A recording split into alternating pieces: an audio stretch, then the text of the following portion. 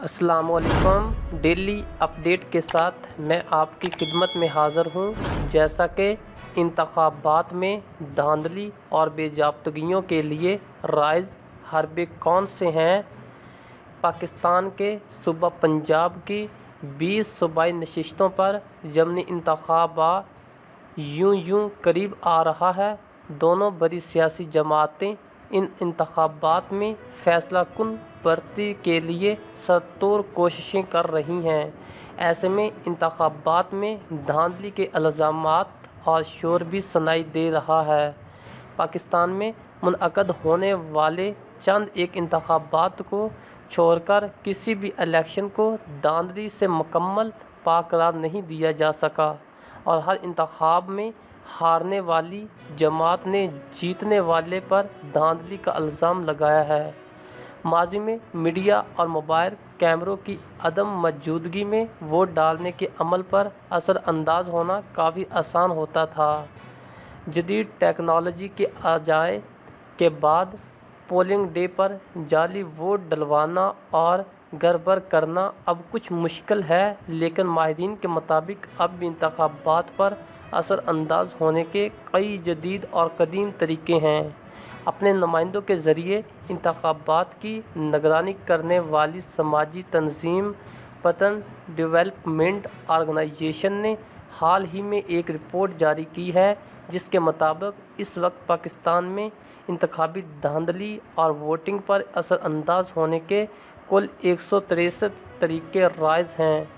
Report میں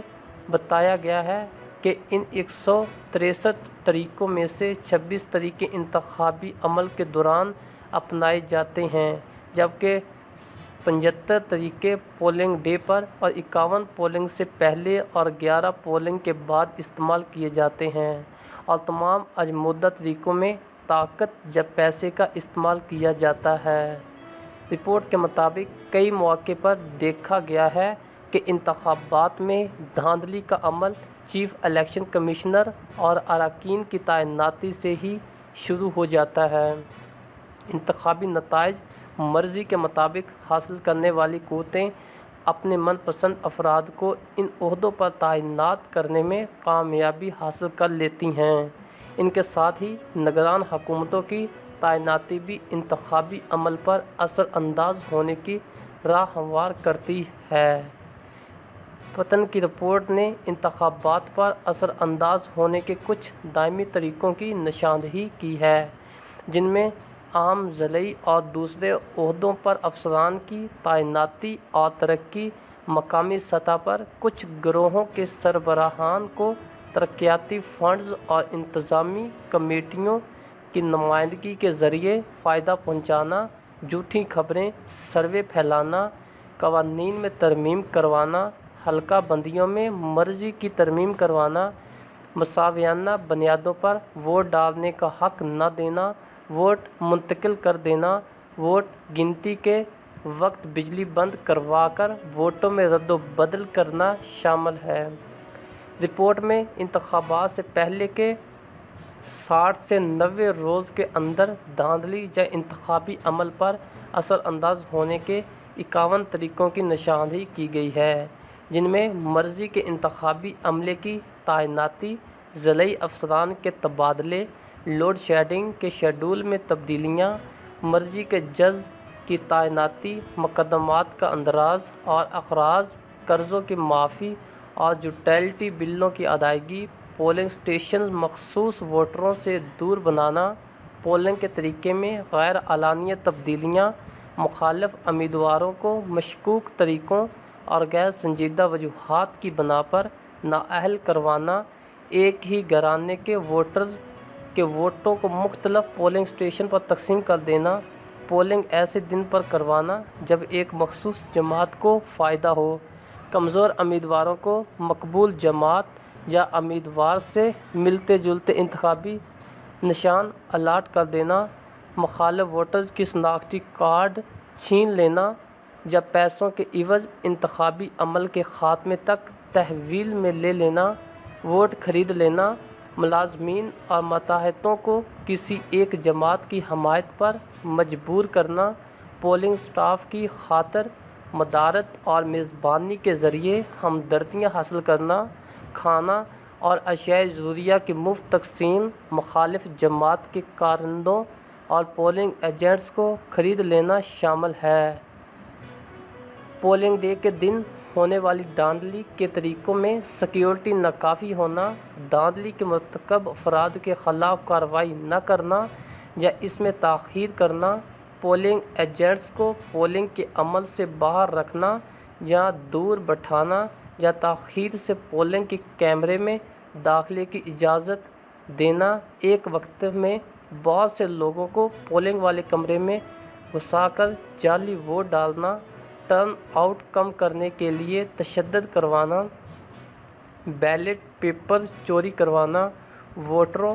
والے ڈبے کو مکمل طور پر بند نہ کرکے رد و بدل کا موقع فراہم کرنا، شناختی کارڈ کے بغیر ووٹ کی پرچی دے دینا، ووٹرز کے انگوٹھوں پر نشان نہ لگانا، بیلٹ پیپرز کی پشت پر تصدیقی مہر نہ لگانا، دستخط نہ کرنا، ووٹرز کا انگوٹھا نہ لگوانا، وقت ختم ہو جانے کے بعد ووٹ ڈلوانا، ووٹ کی پرچیاں خراب کر دینا، مسترد شدہ ووٹوں کو الگ نہ کرنا، ووٹرز فہرستوں کو مناسب طریقے سے مرتب نہ کرنا، پوسٹل بیلٹس کو نہ گننا اور نتائج کے اعلان میں جان بوجھ کر تاخیر کرنا شامل ہے۔ پتن رپورٹ کے مطابق پولنگ کا عمل مکمل ہو جانے کے بعد نتائج پر اثر انداز ہونے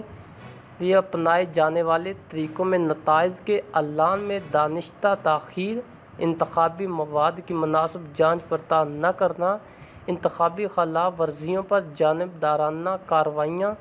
خرچ کیے گئے فنڈز کی غیر شفافیت کی غیر منصفانہ تحقیقات، امیدواروں کے اعتراضات اور نتائج کے خلاف درخواستوں کو قبول نہ کرنا اور قبول کی گئی درخواستوں پر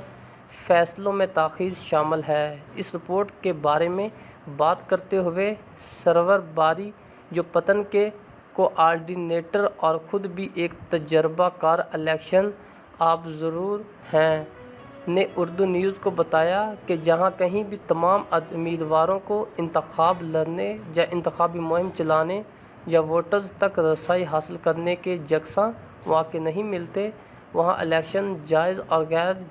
جانبدارانہ نہیں ہوتے۔ دھاندلی اب بہت عمدہ شکل اختیار کر چکی ہے۔ اب نتائج کو اپنے حق میں موڑنے کے لیے کئی غیر روایتی طریقے بھی استعمال کیے جاتے ہیں۔ ماضی کے برعکس اب لوگوں کے ووٹ خریدے نہیں جاتے، بلکہ مخالف ووٹروں کو ووٹ ڈالنے سے روکنے کے لیے جدید طریقے استعمال کیے جاتے ہیں۔ سرور باری کا کہنا ہے کہ ان جدید طریقوں میں سے ایک یہ ہے کہ جس علاقے سے امیدوار کو اپنے خلاف ووٹ پڑنے کا اندیشہ ہوتا ہے، وہ اس علاقے کے بڑوں سے رابطہ کر کے پوری برادری کی شناختی کارڈ اپنے پاس رکھ لیتا ہے اور اس کے بدلے ان کو فی کس 1000 روپے کی رقم ادا کر دی جاتی ہے۔ انتخابی عمل مکمل ہو جانے کے بعد یہ شناختی کارڈ واپس کر دیے جاتے ہیں۔ انتخابات کی نگرانی کرنے والی پاکستان کی بڑی تنظیم فافن کے سینئر عہدیدار مدثر رضوی کے مطابق انتخابی عمل میں زیادہ تر بے ضابطگیاں ہوتی ہیں جو در حقیقت الیکشن قوانین کے خلاف ورزیاں ہیں۔ دھاندلی صرف اس عمل کو کہا جا سکتا ہے جس میں کوئی سرکاری افسر یا حکومت کسی ایک امیدوار کو جتوانے کے لیے کردار ادا کرے اور یہ تحقیق کے بعد ثابت ہو جائے۔ تاہم انہوں نے کہا کہ کئی بے ضابطگیاں ایسی ہوتی ہیں جو پولنگ کے نتائج کو تبدیل کر دیتی ہیں۔ انتخابی قانون کے 240 شقیں ہیں، ان کی پھر کئی ذیلی شقیں ہیں۔ اس طرح یہ مجموعی طور پر لگ بھگ 400-500 ضابطے بنتے ہیں جن کے خلاف ورزی انتخابی بے ضابطگی تصور کی جائے گی۔ انہوں نے کہا کہ لیکن کچھ بے ضابطگیاں ایسی ہیں جن سے انتخابات پر گہرا اثر پڑ سکتا ہے، جیسے کہ حلقہ بندیوں کو ایک مخصوص انداز سے ترتیب دینا، ووٹروں کی فہرست کو مرضی سے ترتیب دینا اور پولنگ اسٹیشنز کو مخصوص لوگوں کو پہنچ سے دور بنانا۔ الیکشن کے ترجمانی ہارون خان نے اس حوالے سے اردو نیوز کو بتایا کہ ہر انتخاب میں بالعموم حالیہ ضمنی انتخاب میں بالخصوص انہوں نے منظم دھاندلی اور بے ضابطگیاں روکنے کے لیے پرپروف اقدامات کیے ہیں۔ 2013 کے انتخاب میں دھاندلی کے الزامات کے بعد سپریم کورٹ کے چیف جسٹس کی سربراہی میں بننے والے عدالتی تحقیقاتی کمیشن نے بھی کہا تھا کہ دھاندلی نہیں بلکہ یہ بد انتظامی ہوئی تھی۔ ہمارے ہاں دھاندلی نہیں بلکہ کلچر کی وجہ سے، لوگوں کے جذبات کی وجہ سے بد انتظامی ہو جاتی ہے، لیکن منظم دھاندلی نہ 2013 میں ہوئی، نہ 2018 میں ہوئی اور نہ ہم اس مرتبہ ہونے دیں گے۔ اس پر ہمارا پورا سٹاف کام کر رہا ہے، اس کو ہم یقینی بنائیں گے۔